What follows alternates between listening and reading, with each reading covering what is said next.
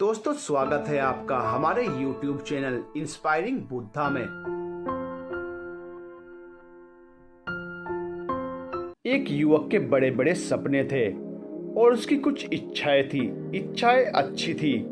वह चाहता था कि इस दुनिया में सभी सुखी रहें, सभी के पास धन हो, सभी ईमानदारी से काम करें, कोई भूखा ना सोए, सब खुश रहें। उसने सुना था कि जैसा हम सोचते हैं वैसा ही होता है और हमारी इच्छाओं को ये ब्रह्मांड पूरी करता है।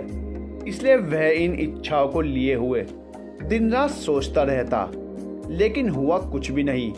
वह देखता कि दुनिया में दुख है, तकलीफ है, बेईमानी है, लोग एक दूसरे से नफरत करते हैं। उसकी इच्छाएं पूरी नहीं हो रही थी। तब एक दिन उसके मन में एक नई इच्छा ने जन्म लिया। उसने सोचा कि मैं एक बड़ा हीरे मोती का व्यापारी बन जाता हूँ। मैं एक बड़ा व्यापारी बनूंगा। वह दिन रात इस इच्छा को लिए हुए इस बारे में सोचता रहता। वह सोचता कि कहीं से मुझे हीरे मोती पड़े मिल जाएंगे और मैं उनसे एक बड़ा व्यापार शुरू करूंगा। फिर सोचता कि कहीं से कोई एक सेठ आएगा और मुझे कुछ हीरे मोती देकर जाएगा। वह मेरे व्यापार में भी सहायता करेगा। मैं एक बड़ा व्यापारी बन जाऊंगा और वह सेठ अपनी लड़की से मेरा विवाह करा देगा। तब मेरे जीवन में खुशियां ही खुशियां होंगी। ऐसी ही काल्पनिक सोच वह दिन रात बनाता रहता, लेकिन होता कुछ नहीं। जब उस युवक के पिता को यह पता चला कि उसका बेटा एक हीरे मोती का व्यापारी बनना चाहता है, तो उसने बड़ी खुशी हुई। उस पिता ने अपनी कुछ संपत्ति बेचकर उस बेटे को 3 हीरे और 3 मोती दे दिए और कहा, बेटा, मैं जानता हूं कि तुम हीरे मोती के व्यापारी बनना चाहते हो। मैं तुम्हारे लिए बहुत खुश हूं। मैंने अपनी आधी संपत्ति बेच दी है और यह 3 हीरे और 3 मोती तुम्हारे लिए खरीदे हैं। इनसे तुम व्यापार शुरू करो। तुम सफल होगे तब मुझे बहुत खुशी होगी। लेकिन उस लड़के को यह 3 हीरे और 3 मोती कम लग रहे थे। उसने सोचा कि इन हीरे मोती से क्या होगा। कम से कम 1000 हीरे और मोती तो होने ही चाहिए थे। एक बड़ी दुकान होनी चाहिए थी। कुछ लोगों को मेरे नीचे काम करने वाला भी होना चाहिए। जब यही बात उसने अपने पिता को बताई तो पिता ने कहा, बेटा, शुरुआत पहले कदम से ही होती है। हम कभी भी एक समय पर 1000 कदम नहीं चल सकते।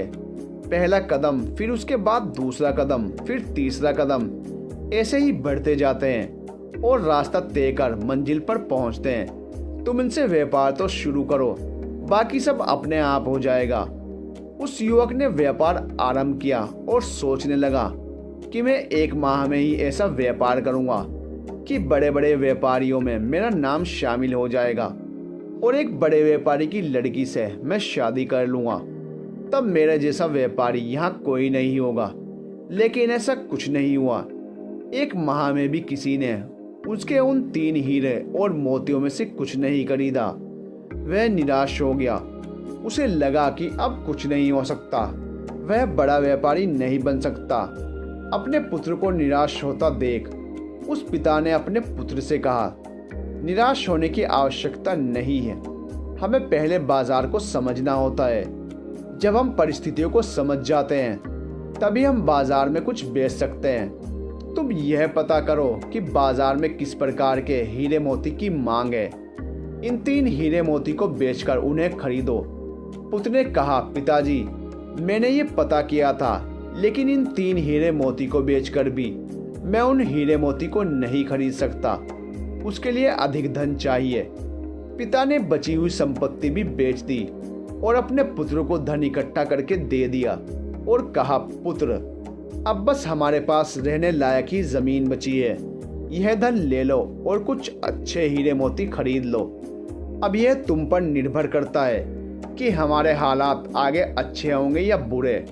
पूरी मेहनत करना, कोई कसर मत छोड़ना। पुत्र ने उन 3 हीरे मोती को बेचकर और उस धन से जो पिता ने दिया था 2 हीरे और 2 मोती खरीदे। उसने उन हीरे मोती से दोबारा व्यापार आरंभ किया और सोचने लगा कि मेरे इन हीरे मोती की चर्चा दूर दूर तक होगी और राजा खुद मेरे पास हीरे मोती खरीदने आएंगे। और होनहार तेज बुद्धि वाला लड़का देखकर अपनी लड़की की शादी मुझसे तय कर देंगे। लेकिन 1 माह बीत गया और उसके पास कोई नहीं आया। किसी ने उसके हीरे मोती में दिलचस्पी नहीं दिखाई। वह फिर से गहरी निराशा में चला गया। वह अपने पिता के पास वापस आया और उसने कहा, पिताजी, मैं व्यापारी बनने लायक नहीं, आप यह दोनों हीरे रख लीजिए। पिता ने कहा, कोई बात नहीं, यह दोनों हीरे तुम ही अपने पास रखो और फिर से कोशिश करो। युवक ने दोनों हीरे अपने पास तो रख लिए, पर उसके मन में गहरी निराशा थी। वह फिर से सोचने लगा, काश दुनिया में सबके पास एक समान धन दौलत होती, ना तो कोई अमीर होता ना गरीब। जो कोई कुछ भी करना चाहता वह तुरंत हो जाता। मैं व्यापार करता और तुरंत ही बड़ा व्यापारी बन जाता। अब तो मुझे कोई अपनी लड़की भी नहीं देगा। एक दिन युवक के मन में ख्याल आया कि वह अपने घर से कहीं दूर चला जाए, जहाँ पर उसके परिवार की जिम्मेदारी ना हो। अपने अकेले का ख्याल तो वह खुद रख सकता है। फिर उसने सोचा कि मैं सन्यासी बन जाता हूँ, मान सम्मान भी मिलेगा और जिम्मेदारियों से छुटकारा भी। यही सोचकर एक रात अपने घर से वह उन 2 हीरे मोती में से एक हीरा और एक मोती लेकर चला गया। जाते समय उसके ख्यालों में था कि वह बाहर मर्जी की जिंदगी जिएगा, ना किसी की रोक टोक होगी और ना ही किसी को जवाब देना होगा और ना ही किसी की जिम्मेदारी होगी। जीवन को पूरी मस्ती में जिएगा। घर से जाते ही उसने वह एक हीरा और मोती बेच दिया और 6 महीने तक आराम से जिंदगी को काटा। अब उसके पास धन समाप्त हो गया था। उसके पास खाने के लिए भी पैसे नहीं थे और भूख किसी से बर्दाश्त नहीं होती। एक रात वह भूख भूख चिल्लाता हुआ इस आस में था कि कोई से भोजन के लिए पूछ लेगा। एक रास्ते पर दौड़ता हुआ जा रहा था, लेकिन उसे किसी ने भोजन के लिए पूछा ही नहीं। तब उसे अपने घर की याद आई, अपने पिता और माँ की याद आई। लेकिन वह अब घर कैसे जाए? घर जाने के भी पैसे नहीं थे और ना ही घर आने की हिम्मत शरीर में बची थी। वह एक पेड़ के नीचे बैठा रो रहा था। तभी उसे एक आवाज आई। उसने आवाज का पीछा किया और देखा एक भिक्षु नदी के किनारे पर बैठकर जोर से बोल रहा था, जो तुम चाहते हो वही तुम हो पाते हो, जो तुम चाहते हो वही तुम्हें मिल जाता है। बार बार वह यही बात दोहरा रहा था। युवक उस भिक्षु के पास गया और कहा, जिसे जो चाहिए वह मिल जाता है। भिक्षु ने कहा, हाँ बिल्कुल, जिसे जो चाहिए वह मिल जाता है, जो तुम चाहते हो वही पाते हो। युवक ने कहा, ऐसा कुछ भी नहीं है। मैंने अपनी जिंदगी में क्या कुछ नहीं चाहा, मगर मिला कुछ भी नहीं। भिक्षु ने कहा, तुमने अपनी जिंदगी में सपने देखे और तुम्हें सपने ही तो मिले हैं। सपनों की हकीकत नहीं जानते। आंखें खुलते ही सपने टूट जाते हैं और कुछ नहीं बचता। इसी प्रकार तुमने अपने सपनों को चाहा और वही तुम्हें मिले, सब टूट गए। सपने टूटने के लिए ही होते हैं। युवक ने कहा, तो क्या सपने देखना, कुछ चाहना गलत है? भिक्षु ने कहा, नहीं, सपने देखना गलत नहीं है, कुछ चाहना भी गलत नहीं है। सपने वही देखो जो तुम पूरा कर सकते हो। उसी चीज को चाहो जिसे तुम पा सकते हो, जिसके लिए तुम कर्म कर सकते हो, जिसके लिए तुम मेहनत कर सकते हो। सपना बड़ा हो, चाहत बड़ी हो तो कोई बात नहीं, लेकिन तुम में वह हिम्मत होनी चाहिए कि तुम उसे अपने अधिकार में ला सको। तुम्हारे भीतर उस चाहत, उस सपने के लिए शक नहीं होना चाहिए। युवक ने कहा, मैं ऐसा क्या करूं जो मैं चाहता हूं वह हो जाए? भिक्षु ने कहा, यथार्थ में जियो, काल्पनिक सपनों की दुनिया से बाहर आ जाओ, अपने सामर्थ्य को पहचानो। तुम मुझे बताओ तुम क्या चाहते हो? युवक ने कहा, मैं हीरे और मोती का एक बड़ा व्यापारी बनना चाहता हूँ। भिक्षु ने कहा, बस इतनी सी ही बात? यह काम तो बहुत ही आसान है और तुम बहुत आसानी से कर सकते हो। युवक ने कहा, आसानी से? पर कैसे? मैं तो यह करके देख चुका हूँ, हर बार असफल हुआ हूँ। भिक्षु ने कहा, मैं तुम्हें एक हीरा और एक मोती देता हूँ, जिससे व्यापार आरंभ करो, सफलता अवश्य मिलेगी। अपना हाथ आगे करो। युवक ने अपना हाथ आगे कर दिया। भिक्षु ने उसके हाथ पर रेत उठाकर रख दिया और कहा, ये लो पहला हीरा। युवक ने कहा, कहाँ है हीरा? यह तो रेत है, आप मेरा पागल बना रहे हो। भिक्षु ने कहा, नहीं, यह रेत नहीं है, यह समय है, और समय किसी के लिए नहीं रुकता। जैसे ही तुम अपना हाथ सीधा करते हो, यह नीचे गिर जाता है। समय ही वह हीरा है जिसका उपयोग करके तुम कुछ भी कर सकते हो। अनगिनत हीरे तुम बना सकते हो, और समय जैसे हीरे को बर्बाद मत करना, इसका भरपूर उपयोग करना। जिसने इस हीरे का इस्तेमाल अपनी जिंदगी में नहीं किया, वह धूल में मिल गया। युवक ने कहा, मैंने अपना व्यापार में समय का ही उपयोग किया था, मगर मुझे कुछ नहीं मिला। हमेशा समय का उपयोग करने से कुछ नहीं मिलता।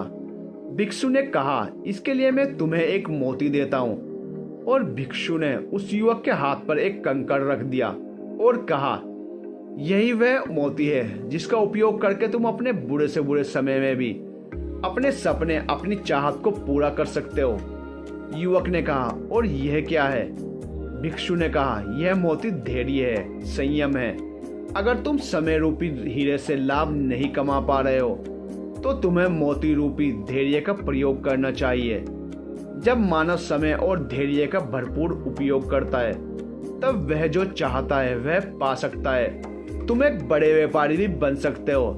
इनका एक बार उपयोग करके देख लो, मैं तुम्हें विश्वास दिलाता हूँ, अवश्य ही जो तुम चाहते हो वही मिलेगा। युवक को बहुत भूख लग रही थी। भिक्षु ने अपनी झोली से कुछ भोजन उस युवक को खाने के लिए दिया, कुछ धन दिया और कहा, यह मेरी किसी काम का नहीं, तुम्हारे काम का है, तुम इसका इस्तेमाल कर सकते हो। युवक उस धन के सहारे अपने घर वापस लौटा और उसने अपने माता पिता से माफी मांगी। पिता ने अभी तक वह एक हीरा और मोती संभाल कर रखा था। युवक ने पिता से वह हीरा और मोती मांगा और फिर से व्यापार आरंभ किया। एक छोटा व्यापारी बनने में भी उसे 3 साल लग गए, लेकिन इस बार उसने समय के साथ धैर्य का इस्तेमाल किया। अगले 2 साल में वह एक बड़ा व्यापारी बन गया और उसकी शादी भी हो गई, लेकिन एक गरीब घर की गरीब लड़की से, जो उसने खुद पसंद की थी, क्योंकि जिस पैसे के कारण पहले वह शादी करना चाहता था, अब वह पैसा तो उसके पास बहुत था। हम अपने जीवन में इच्छाएं तो कर लेते हैं, लेकिन उन्हें पूरा करने के लिए समय का उपयोग नहीं करते। हमारी इच्छाएं कुछ ऐसी होती हैं जो हमारे अधिकार क्षेत्र से बहुत बाहर की होती हैं। उन्हें अपने अधिकार क्षेत्र में लाना आसान नहीं होता, लेकिन नामुमकिन भी नहीं होता। जैसे अभी कोई कहे कि इस दुनिया के सभी लोग ईमानदार हो जाएं, सुखी हो जाएं, तो क्या ऐसा हो सकता है? बिल्कुल भी नहीं होगा। लेकिन कोई व्यक्ति इसके लिए प्रयास करता है और अपने प्रयास से बहुत हद तक अपने सपने को साकार कर सकता है। तथागत गौतम बुद्ध खुद इसका उदाहरण है। पूरी दुनिया सुख से रहे, यही उनका प्रयास था, और जो भी इनकी शरण में आया उसके दुख हमेशा के लिए समाप्त हो गए। इस दुनिया के बहुत बड़े हिस्से पर उनका प्रभाव है, और वह इसलिए है क्योंकि उन्होंने अपने समय का भरपूर उपयोग किया और हमेशा धैर्य बनाए रखा।